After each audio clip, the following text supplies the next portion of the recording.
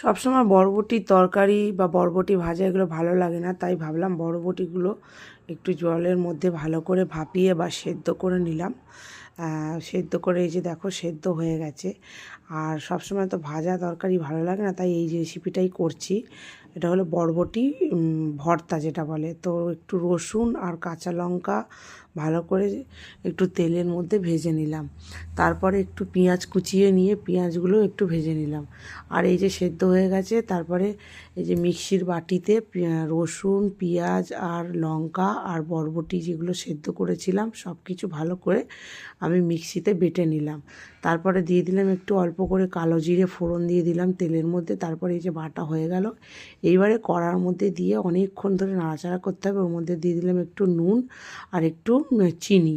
তো এই নাড়াতে নাড়াতে যখন শুকনো হয়ে যাবে তখন এই বরবটিটা তুলে রেখে দিতে হবে। তো দুর্দান্ত খেতে হয়।